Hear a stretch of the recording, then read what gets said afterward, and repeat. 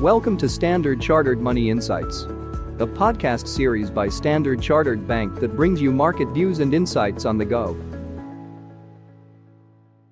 Welcome to Cut to the Chase.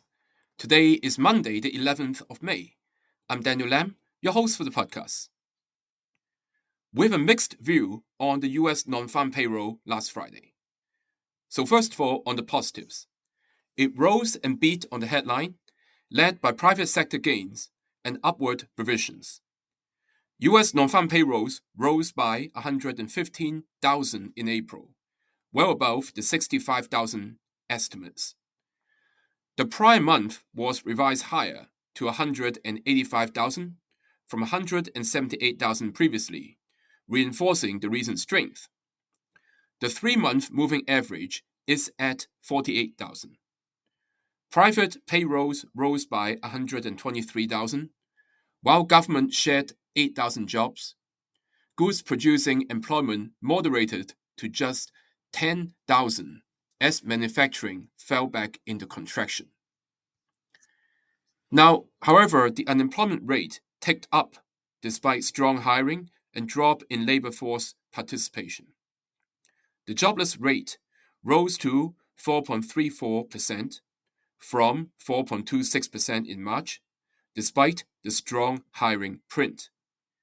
Labor force participation edged down to 61.8% from 61.9%, with the labor force shrinking by 92,000 and household survey employment falling 226,000. And finally, wages were soft, but income was solid.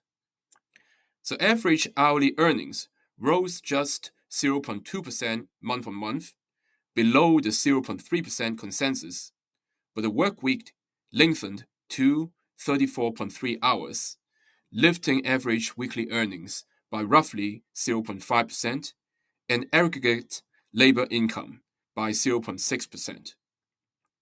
However, we would like to point out that these income gains were likely offset by a surge in inflation last month.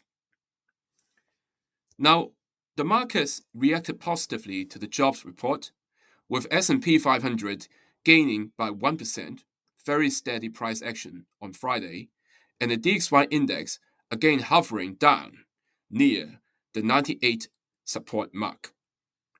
So markets, we believe, are reacting positively as the 3-month moving average was at 48,000, above the 30,000 to 35,000 estimates earlier, and the Fed's near zero estimate.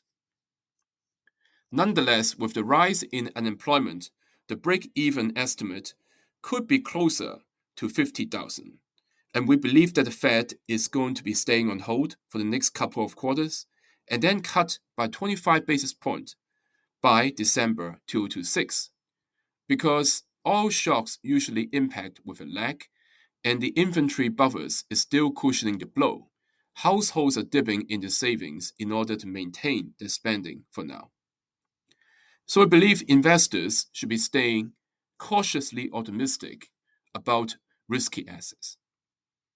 While we maintain our overweight on global equities and especially on US equities, in specific areas, the high-flying areas such as semiconductors, investors may consider rotating some of the excessive exposure there into the more defensive areas in technology, such as internet. That is all from me for today. As always, if you enjoy this podcast, please don't forget to rate and like it. Thanks for listening, and we wish you a happy day ahead. Thank you for listening to Standard Chartered Money Insights, a podcast series by Standard Chartered Bank.